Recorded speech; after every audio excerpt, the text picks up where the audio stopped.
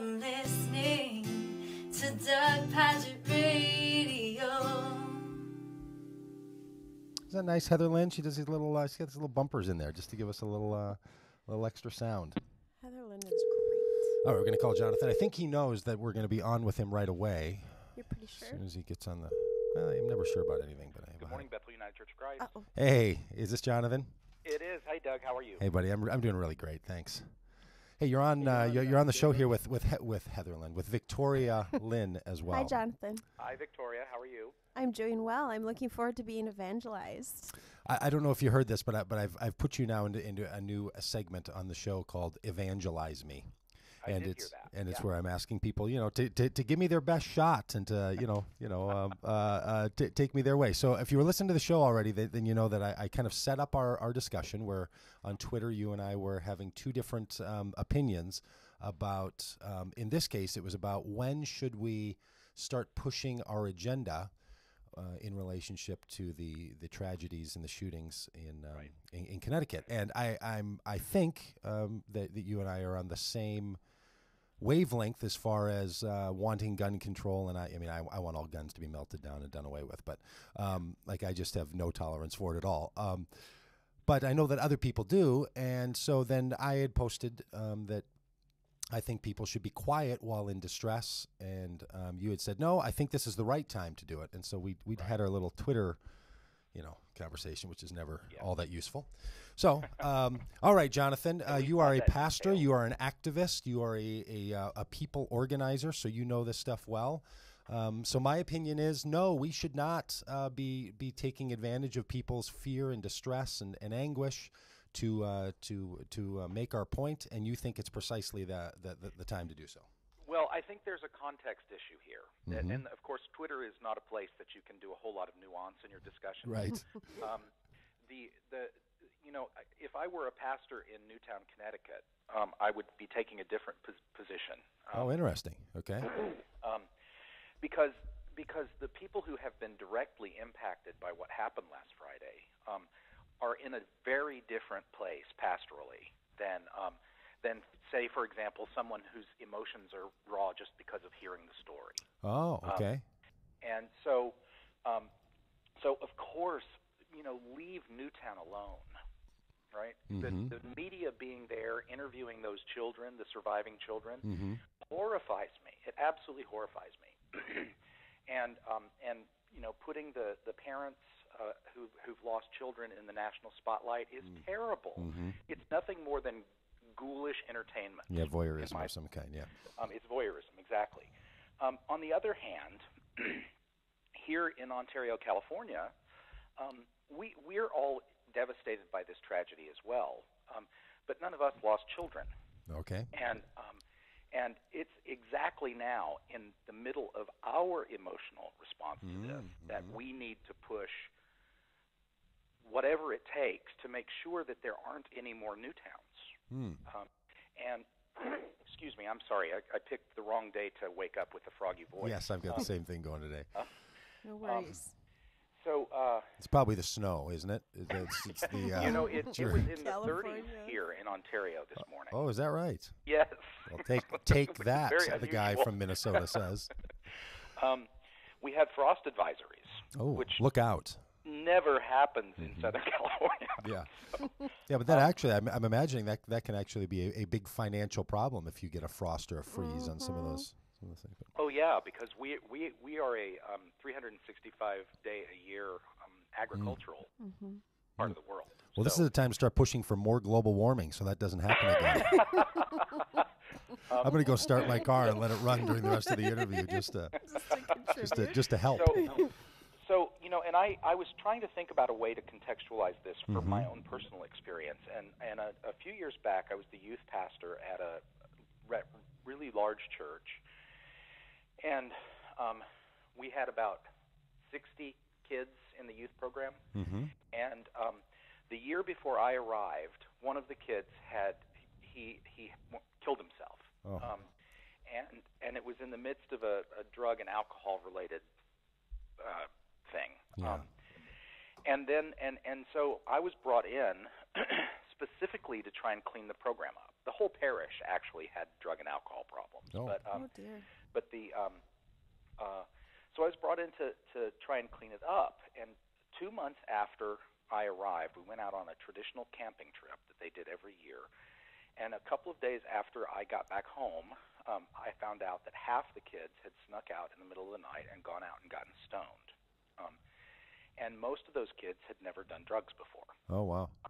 And so I came back, and with my experiences in the recovery community, and I came back and I designed a program, but I came down on them like a lead brick, because I had been warned that this was a growing problem here. And one of the kids, the kid who actually had brought the pot to the camping trip, his parents responded really negatively. To you? Their child could do no wrong. I see. So to you, they responded negatively? Yes, terribly. But I was insistent, no, this is exactly the right time. In this crisis is the moment to deal with this issue. Now, it ended my relationship with that family. Oh. However, a year later, I found out that boy had run away from home and was turning tricks in San Francisco. Oh, boy. And the family still hated me and blamed me for it. A year after that, he had come home, gotten clean and sober, and I got a letter from the family thanking me for pushing when I did. So the point that I'm trying to make is that in moments of crisis, there's a certain malleability that you phrased it as seeming to take advantage of their emotional fragility. Yeah, right. I think it's a form of abusiveness. Yeah, to push your agenda on the backs of someone else's struggle. If in fact it's an agenda, but if in fact what I'm trying to do is prevent that kid from winding up dead on the streets of San Francisco, then I need to push when the vulnerability is available, because ultimately for me, I'm not trying to preserve my relationship with individual people. I'm trying to push for transformation. And of course I can make mistakes, and that's why we have to tread very carefully. And of course we have to be aware of context, which means if I were in Sandy Hook, this conversation would look very different. See, and the way I would put it is, I think you're right to say we need to speak in and sort of engage when there's an openness, and that a crisis or a struggle can produce an openness. But there's also, it seems to me, a period of time in a tragedy or crisis when the emotional distress, as I've referred to it, is of such a tenor that there's not an openness. And so the question to me becomes, when is there an openness to someone engaging with ideas that seem contrary to their current life and narrative, right? When are they able to say, hey, I guess I can take that in? If I were actually sitting in front of a parent in Sandy Hook who had lost a child, I would not be concerned whatsoever about their position on mental health care access or gun control. Right. That would not be what was on the top of my list. But there are a limited number of parents that fall into that category. I see. And so you would put the people, like sort of the rest of us who are watching this happening, you would put that in the category of, look, you're not in the place of emotional distress here. You're in a place of now paying attention to a crisis, and there's an openness for you at this moment that wouldn't be there for them. Yeah, that's what I'd say. What I'd say is that the rest of us have experienced this pain a little bit removed. Now, I recognize that there are other people who've lost children in this similar kind of situation, so you know it's not just about Sandy Hook, but the rest of us, that argument that we should not engage this debate right now while we're grieving is, in my view, nonsense outside of the Sandy Hook community. Well, okay, but shouldn't that be determined by if a person is grieving? And it seemed to me that over the weekend, when we were having our conversation, that there was a collective grieving going on. I mean, I watched David Gregory, who hosts, Meet the Press, not be able to close the show without starting to weep. Here's a professional newsman doing his thing, and he's caught up in the emotion and he's weeping about it. it seems to I me agree. that indicates the precise that the people were really truly still in a moment of distress. But I feel like maybe your position would be, no, that would be an indicator that there's a softening and an opening. Yes, that's what I would say. Now, I'm not saying that their grief isn't real. My grief is real. I'm horrified. I mean, I have 5 or 6 little ones here at my church that all I could do was hug them over the weekend. And so, but that's precisely the moment at which we have the opportunity to engage this. I don't want them to get shot in their school. And what's most important to me, outside of Sandy Hook, right? If I were the pastor there, it would be a different story. But for the rest of us, the most important thing is that we take this opportunity to make sure it never happens again. And I don't care if you don't like me because I push your buttons around this issue. Because what's more important to me is that the guns go away and mental health care access is improved so that this doesn't happen again. But it seems to me that the people who are struggling with hearing this are not going to be open to changing their opinion and thereby their support for or against guns in this case, because they can't hear those complex ideas to shift their thinking. They can't hear that right now because people are in an emotional state. And I hear that argument, and I'm not saying I know which one of us is right in this, but that's why I raised the issue of the boy in my youth group. In the moment, his family and he could not hear me.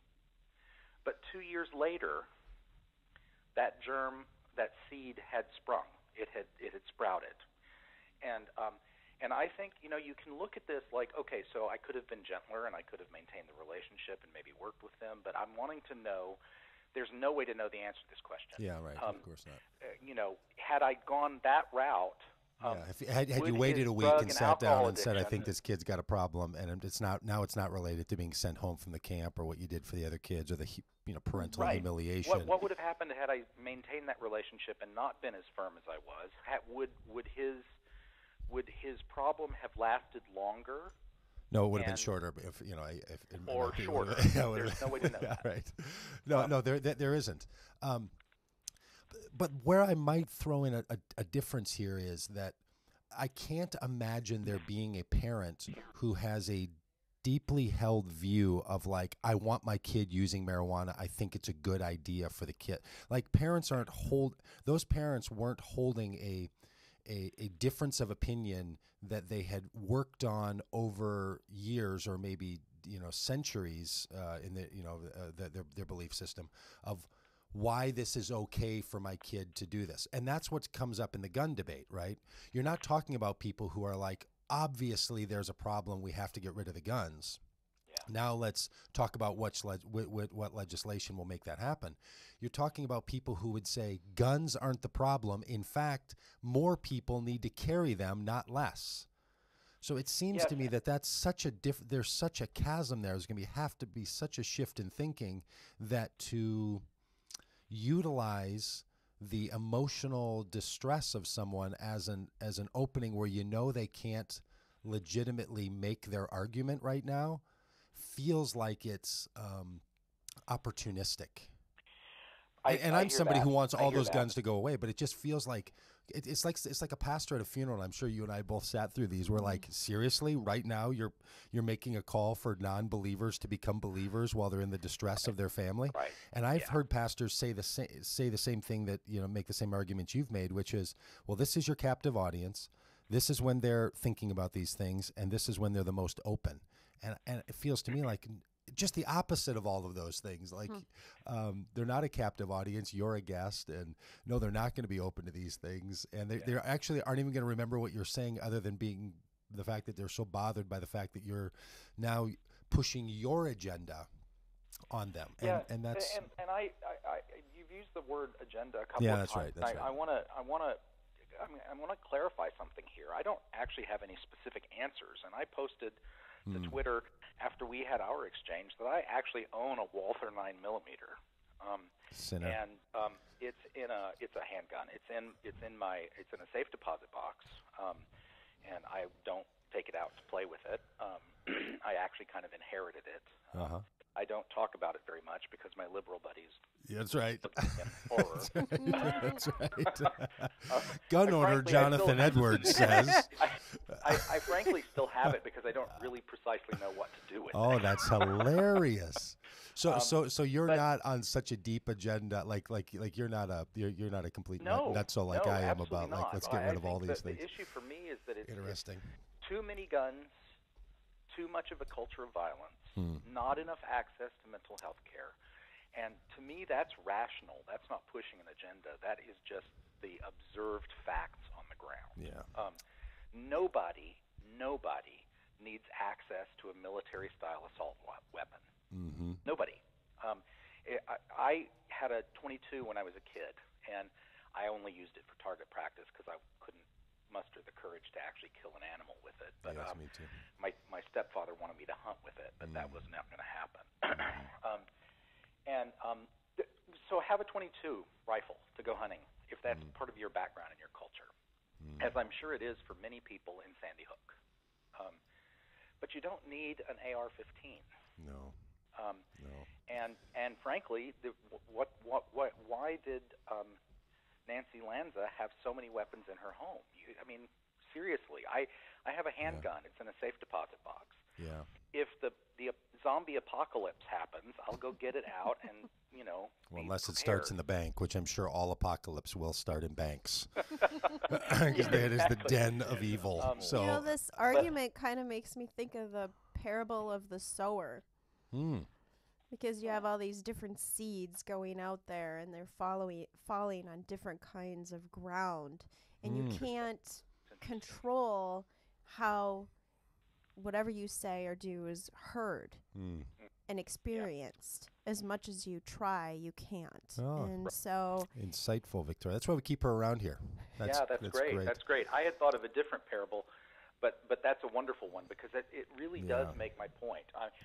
My job as an evangelist is to speak the truth the best I'm able to. Sometimes that will fall on fertile ground, and sometimes it will fall in the There you bushes. go. All right, you convinced me, but I got to tell you, I didn't hear a word you said after you said that you own a gun, so I was completely shut off at that very moment, not a word. Hey, Jonathan, thank you. I appreciate absolutely. it. You're welcome. Thank you, Doug. And we'll stay in touch. That's Jonathan Maybe Edwards. we'll bump into each other again soon. Well, I hope that happens. Let's do something about that. All right, buddy. Well, Thanks stay a lot. warm. Yeah, thank you. You too. Take care. Yeah, bye, right on. Jonathan. Hey, thank you, Victoria. That was some good insight right there. All right, we're going to we're going to roll over to a new episode. We're going to be talking with our friend Kyle Jones. He's an atheist. It's Christmas season around here, which means Like Pagitt Radio talks to atheists. I love it. All right, we'll be back here in a second.